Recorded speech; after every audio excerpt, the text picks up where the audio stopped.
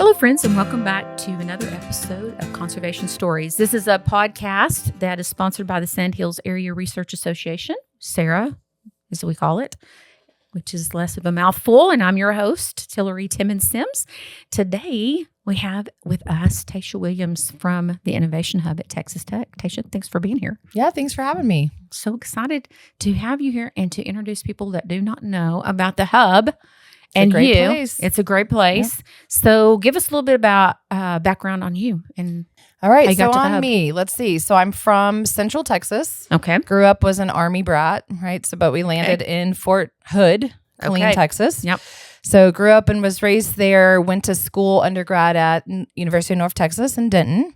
Really focused on, so I did sociology there and then nonprofit management. So my heart was in nonprofit organizations.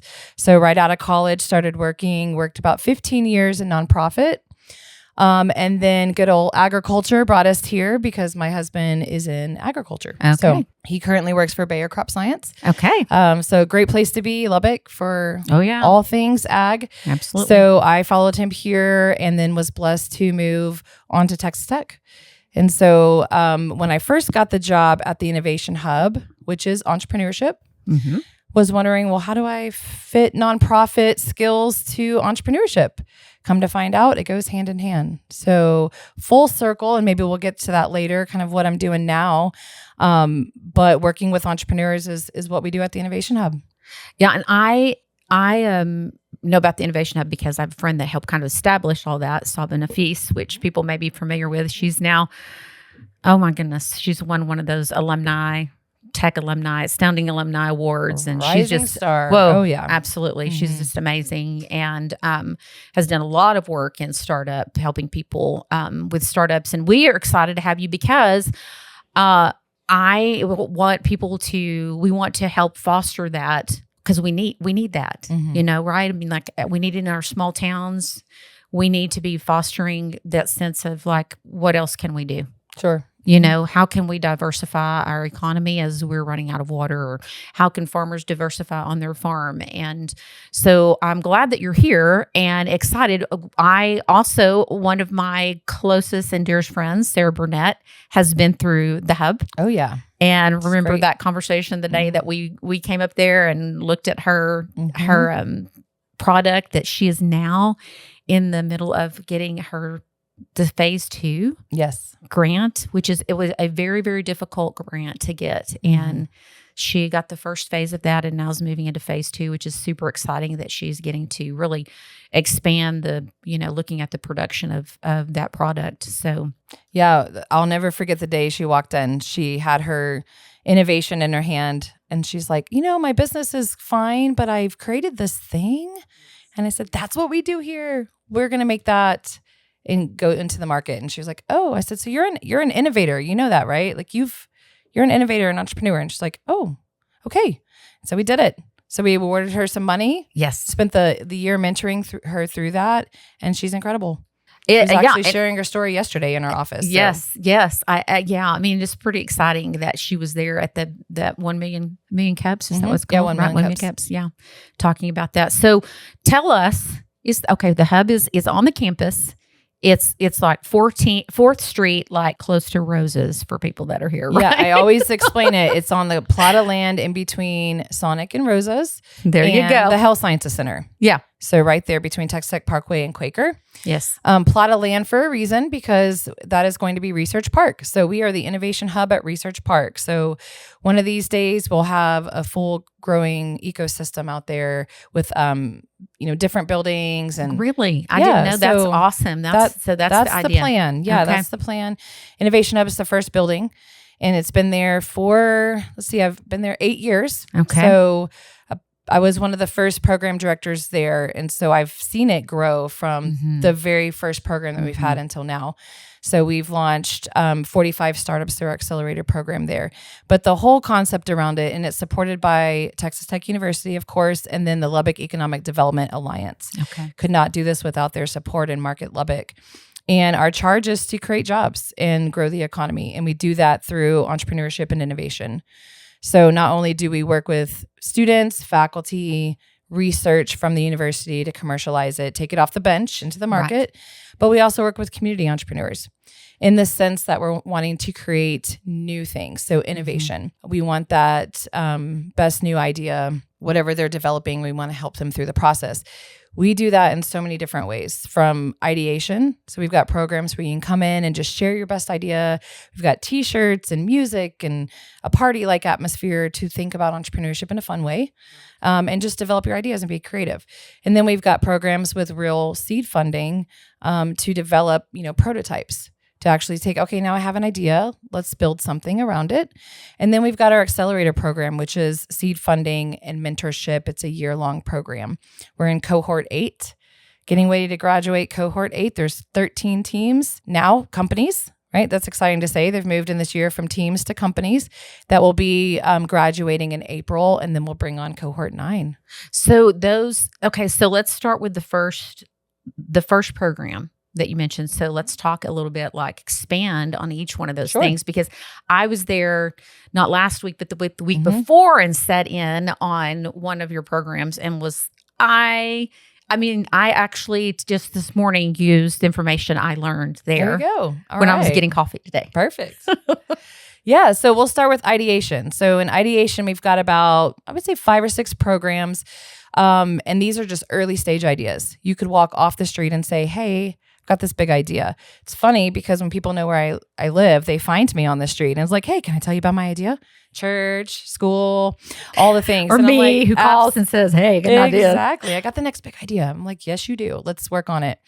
And so it's just a fun way to, one, bring people together of all disciplines. So in about 2 weeks, we have Red Raider Startup.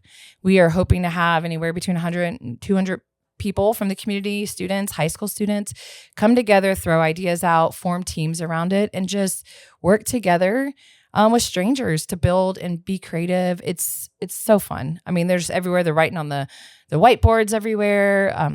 It's fun. We throw food at them, of course, right? Yeah. Food, t-shirts, music, make it just a really cool vibe for creativity. Yeah. And that really did. It encourages people like, hey, this is valuable. This kind of thinking. And also when you're in a group like that, one good idea just kind of creates. Exactly. I don't know. There's something about, if you haven't done something creative in a long time, it's really hard to get going. And then once you get going, it's more of it keeps coming and coming and coming. Yeah. And the biggest thing we see is people that have been working on something for so long, they fall in love with it and they can't sometimes see the other perspectives. And so these ideation programs put people on your team just for that weekend, right? Unless you want to bring them on for good, which has happened before. People have built real companies with people they've met that weekend, which is awesome. But you get perspective from maybe a math student, from an engineer, from a high school student, and it just broadens your thinking around what you've been working on. The good, the bad, the ugly. And so you get to take that and move forward. Right. Because it is so true, because you do have confirmation bias, and it's yes, you only want to hear what you want to hear. We call it your baby's ugly. It's your baby. Somebody's got to tell you it's not that cute.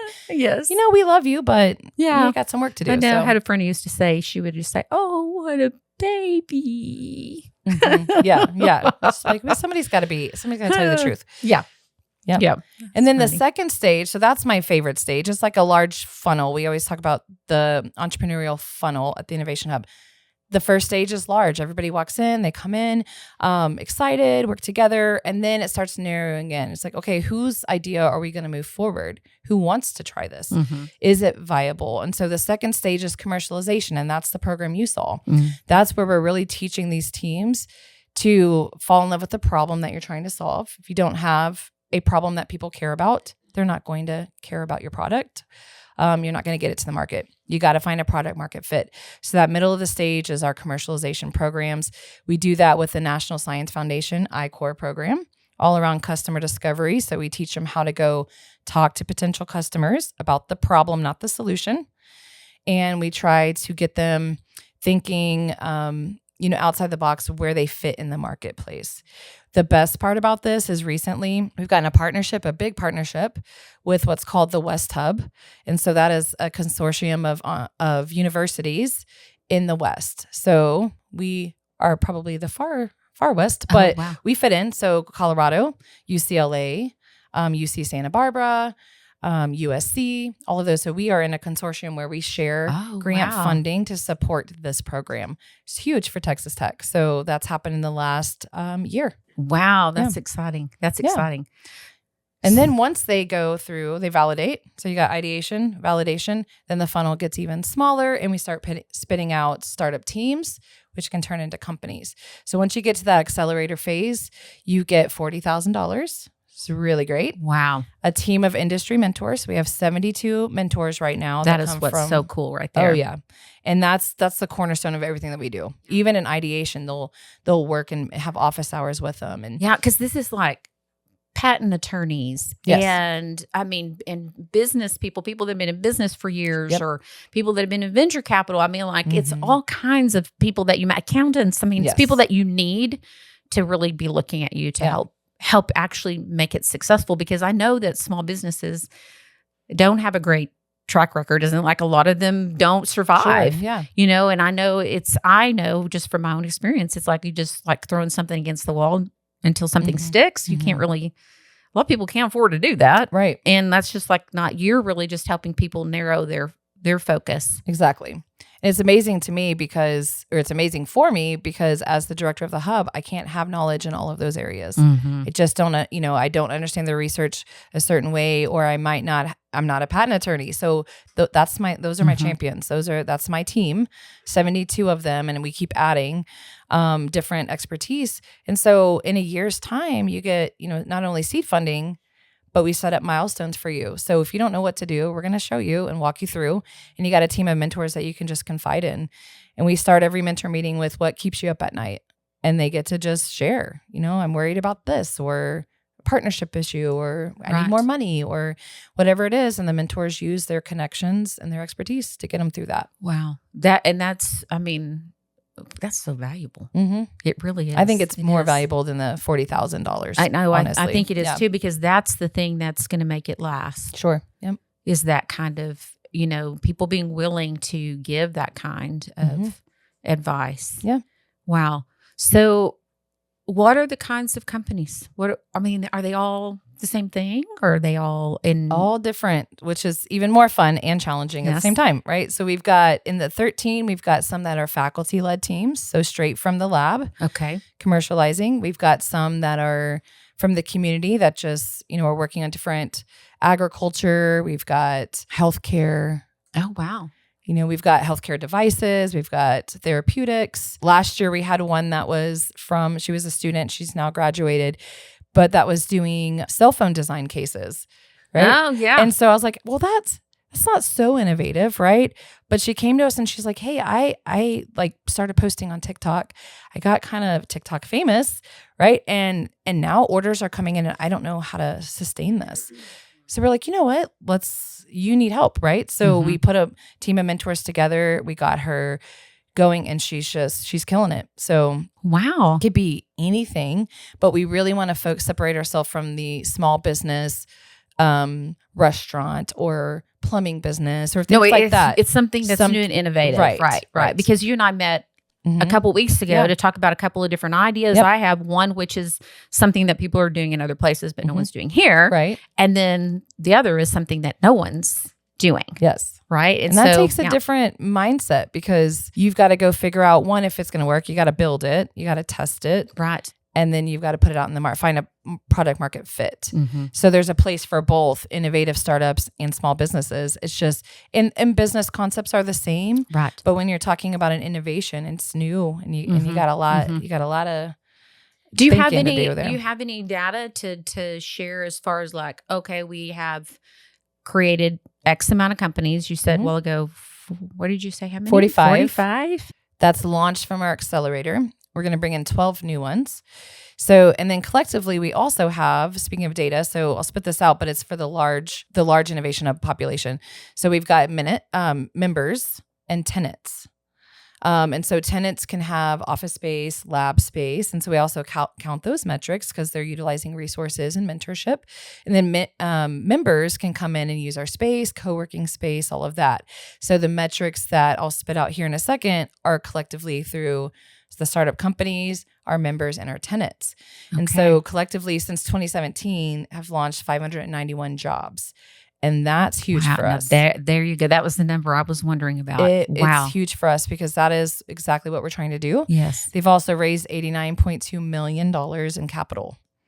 So being in West Texas, it's hard to find investment capital, right? We're not Dallas, Austin. Right. But we have just the same amount of innovation going on, right? We've got some really incredible things. So for them to find that capital is challenging, but I think that's a big number to be proud of. Yeah, it is. So are there opportunities for them outside of our area to look for that funding?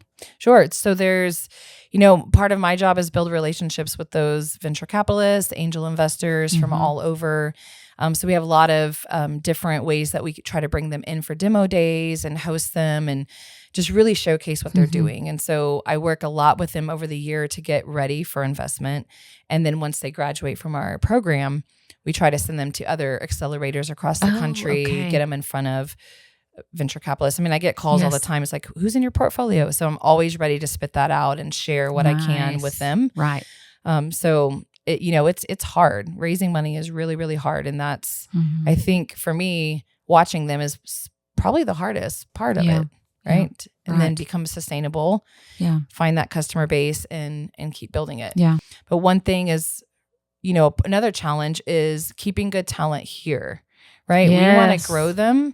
We want to utilize our resources and our mentorship, and we want to work, and especially with, LEDA, economic development, we want to build jobs here in West Texas. We don't want these students to come out and then go to Dallas and have their company. So we're really brain intentional. drain. Yes. Brain drain. We don't want that. And they're incredible companies and they're building new jobs and growing the economy, but we need to keep them here. And so we do that by making sure that they have connections here.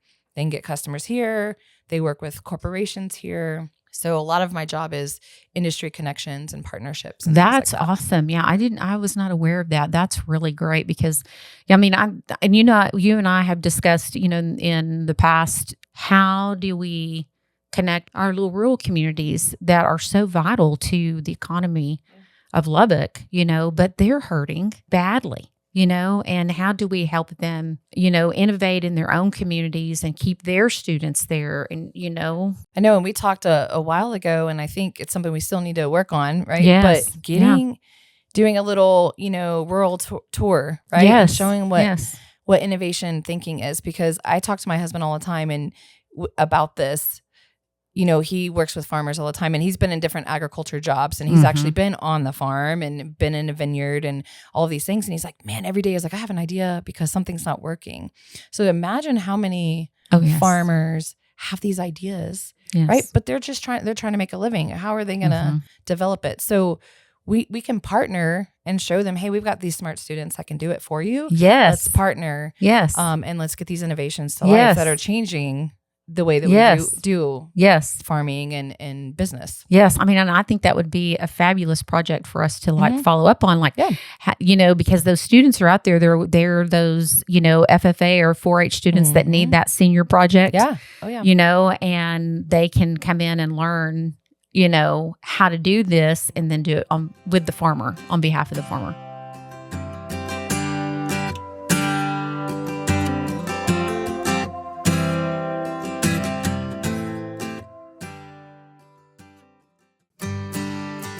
Today's episode is brought to you by Evan Stone with Clear Rock Farm and Ranch, part of the Clear Rock Realty Group in Lubbock, Texas. Evan understands West Texas land, agriculture, and what it takes to buy and sell farms and ranches in our unique region. If you're ready to make your next move, trust someone who knows the lay of the land. Visit Evan at clearrockrealty.com, serving Lubbock and the surrounding communities. Clear Rock Farms and Ranch, your partner on the plains.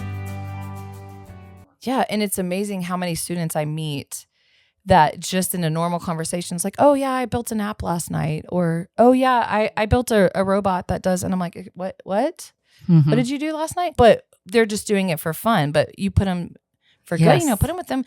Not only does it help, right? Our farmers doing that, or Yes. whoever is wanting to Right. do that. But it keeps our students here because they're connected now. And Right. So we had a guest Yes. speaker not too long ago, last year, and he came and he was talking to the community about how do we foster this talent out of Texas Tech and keep them here. And he said it's the power of 7. He's like, they need 7 customers or 7 partnerships to really establish. He's like, the reason is because once you have 7 employees or 7 customers, you're starting to churn out this, this business that has to stay here, especially employees. You have 7 employees. They start having families that go to Right. school here.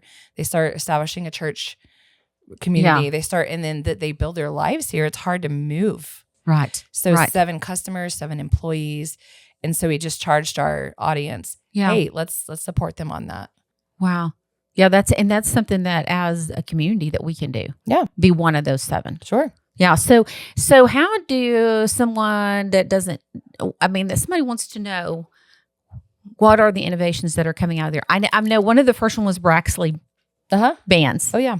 And that was really fun to see Yeah. that. So I'll share a quick story about that. So we were talking about Red Raider Startup. Yes. And so that was in 2016 that they did. It was my very first Red Raider Startup. I barely knew what I was doing, right? And so we come and we have all these students come, and the first hour is we say, okay, pitch your ideas. Right. These are the two students from Rawls College of Business. They both pitched the same type of idea. They looked at each other across the room, was like, hold on a second, let's do this together. They get together and they want to build a flexible or make flexible Apple Watch bands. Well, in 2016, Apple was just, they had the Yes. the harder bands. Now they're all over, right? Oh, yes. But like, okay, let's do this. Well, so they got together that weekend, built a team, did all of that stuff. The next Monday, they come to my office like, okay, we're ready to really do this. They had their grandma's sewing machine and a sewing book, Sewing for Dummies. I was like, oh, this is awesome. So we put them up in the co-working space and they just get after it. And I think the old sewing machine is still there somewhere. But it was classic. And I mean, it was a mess, which I loved. It was just stuff everywhere. They were building these one by one. And then I remember him coming down and saying, hey, we built a website and somebody from Ohio bought one. And it wasn't my grandma or my mom. Yes. Right. I was like, that's a real customer. Way to go. And then here they go. They're just turning them out. They went to different stores here. Yeah, I've got boutiques. one back there. Yeah. Yeah. Back in the day. And then they were just turning them out one by one by one. And they realized, okay, this is really, so now they're so big that they don't have to be in stores. It's all e-commerce. They've worked with Mark Cuban. Anytime I see them, they're like on the beach somewhere. I'm like, what a life they live, right? They have figured this out. So Yes. over an Apple Watch band, like it's crazy. And then you've got some that are working on, there's one that came out and he's a medical residency right now at Health Sciences Center. But he came to us and he's like, my cousin is in a wheelchair and he is getting pressure ulcers because he has to sit there all the time. And the only way to really solve that is every like 20 seconds almost, you need to kind of lift up or shift. And who's doing that all day long, right? And who's going to remember to do that all day long? And getting pressure ulcers can lead to death, right? Yes. It's infections, Yes. all of the things. So he's like, there has to be a better way. And so he came through our program and he created Hyper Innovations. And he, originally it was, kind of a timer where it was like, okay, beep, get up. And he's like, well, that's still not it, right? So we iterated some things. And so he ended the program with what's called the Feather. And it's a pad or, massaging type technique that hits those spots all day that are prone to those. And so he went on to get investment. He actually went on to get the Future Texas Business Hall of Fame. And so we're actually recruiting for that right now. And so I was thinking about him this morning. I was like, man, that guy is just amazing. And then he comes back and speaks to our startups. And Oh, wow. so just things like that. And all of these innovations, there is some reason why they're doing it. Mm-hmm. Right? He had a cousin. There was somebody that went on a ski trip in college. She's still a student here, but they went on a ski trip and somebody got hurt and had a brain injury. And so she started looking at the helmets. And she was like, why do not have better helmets? And how do we know if the helmet is bad? How do we trust it? Right. And so she's making an indication, like indication where if it's this color and it's time to be replaced. There is nothing like that. So she's got several paths where she's trying to figure out, do I make these helmets myself? Do I make the device, or do I sell my technology to a helmet company? Right. Dell or whatever, Right. It's like, right. And so those are all the decisions we help them make. Path A, path B. But it's very rare that somebody comes just because they had a random idea. There is some emotion to it. There is some story behind it. And that's what makes a good entrepreneur. Right. It's because it's people that they identify problems. Exactly. And that, I think to me, that's the heart of what an entrepreneur is. Exactly. Is that my mom was always that way. Like, she's always been like, there's got to be a better way to do everything we did. There's got to be, you know what I mean? She knew there had to be some kind of better way to do it, a better system or whatever, and that kind of spirit is what propels. Yes. People they don't want to just see problems. They want to find solutions. Yes. And so it kind of goes full circle. Like I was telling you, my nonprofit. So I want to bring back to that because I think about it every day. I'm like, wow, that was a really cool evolution in my career. Because I spent 15 years in nonprofit. Nonprofit is supporting social issues, helping people in the community. Mm-hmm. Entrepreneurship is that same thing, right? There's something called social entrepreneurship. It is creating products and services that give back, that serve, that make a social impact, not just a commercial impact. Mm-hmm. And so we started a social entrepreneurship program a couple years ago. And there are several of them that are going through the program the same way, but we're thinking about it a little bit differently. And so I'm actually now in my first semester of teaching social entrepreneurship at the Honors College. Oh, wow. So I get to share my love of nonprofit and entrepreneurship together. Yes. And so my class right now is looking at the world, and the United Nations have put out 17 goals. By 2030, we want to solve poverty, hunger, all of these things, inequalities. So we're going through all 17 of them, and they're charged to create a social venture around it. So yesterday in class, we had to go through entrepreneurial thinking. That same thing. You're like, how do you get started?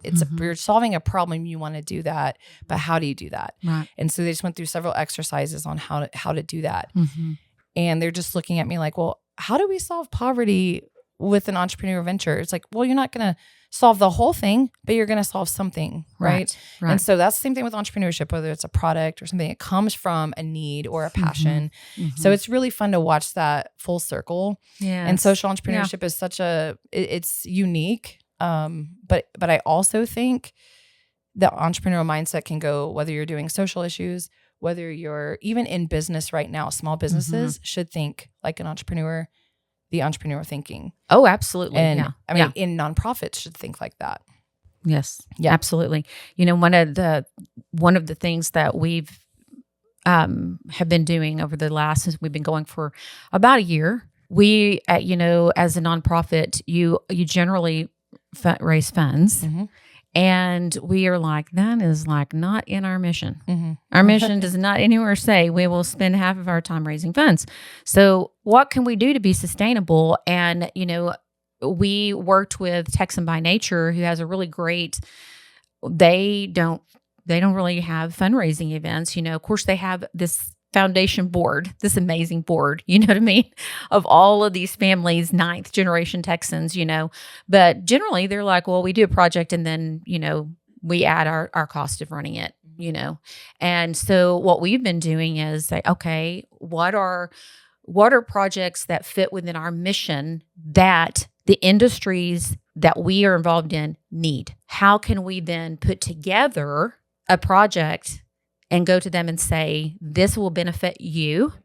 This needs to be done. Mm-hmm. You're going to pay someone to do it. And if you pay us, you're promoting this work. You're promoting this work. And then we're gonna include this little fee at the end. Mm-hmm. And that is the donation to our organization. And that keeps us, being able to keep moving forward. Sustainable, keeps us sustainable. Yeah. And so, you're going to pay someone to manage these projects, but it could be us. Exactly.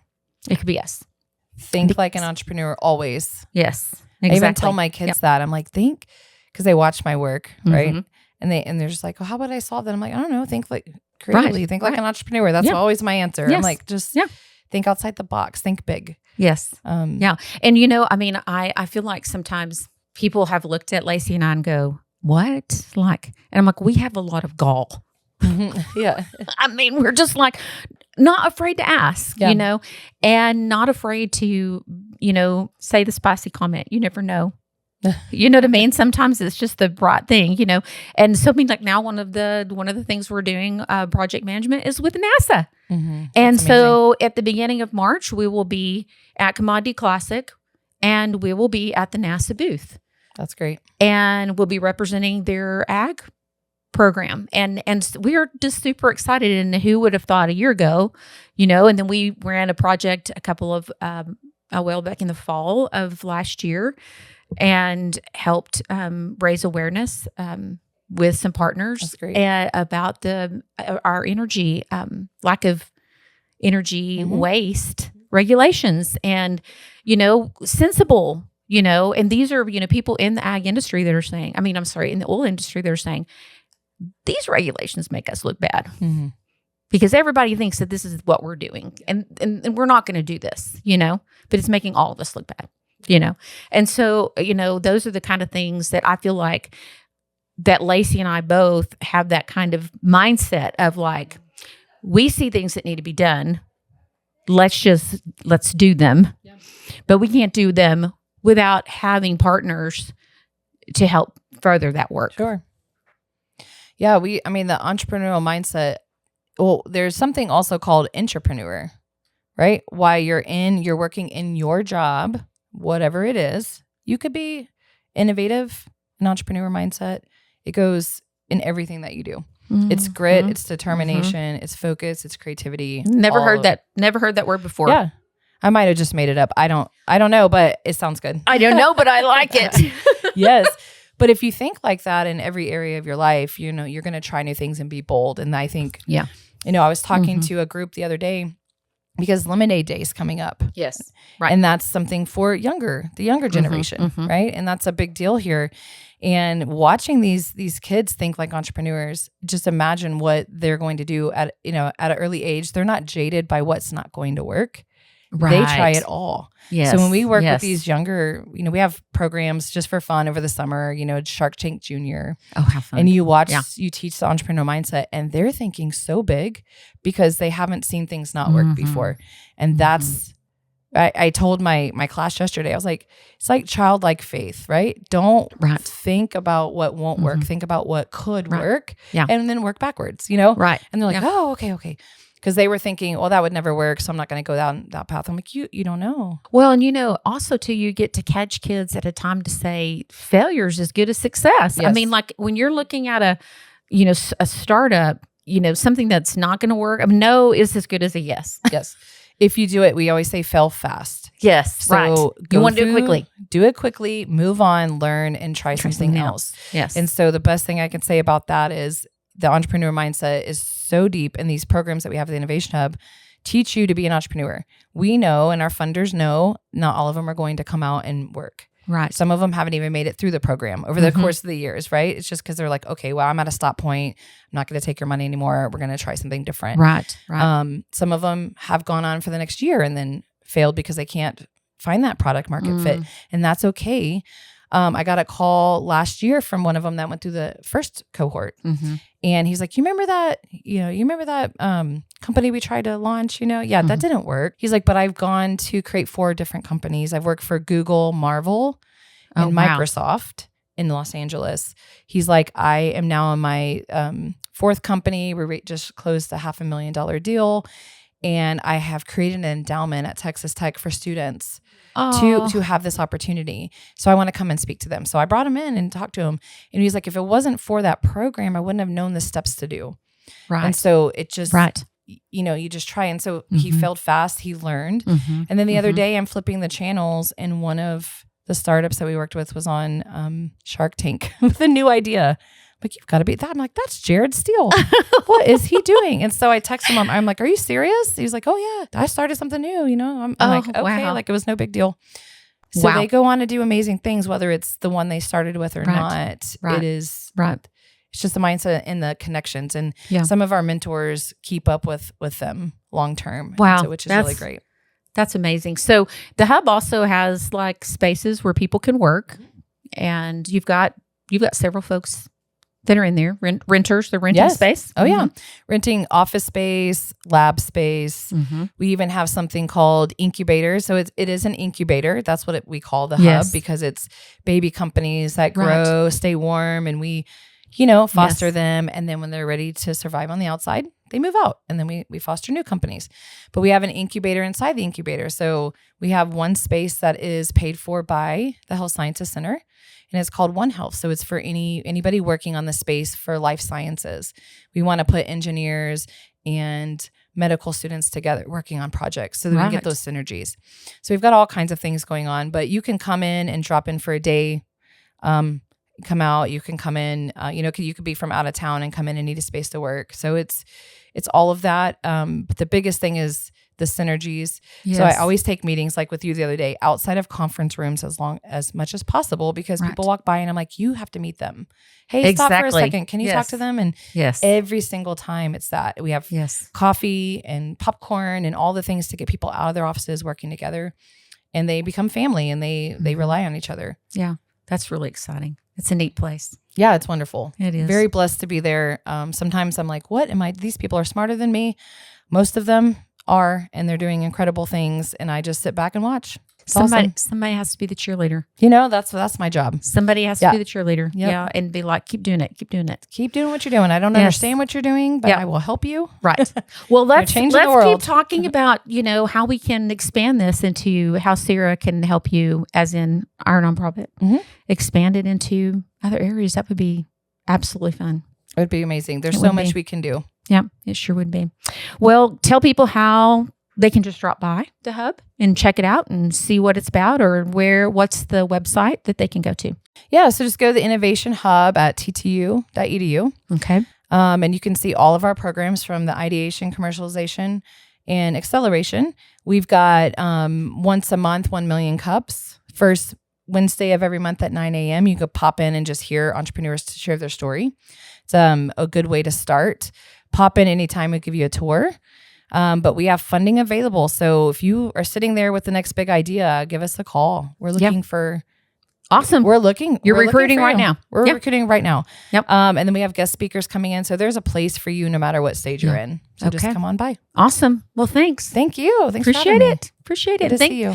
Thanks, friends, for joining us. And I hope that you will take advantage of the opportunity that's there. If you've got an idea, go by the hub. We will see you again on the next episode of Conservation Stories.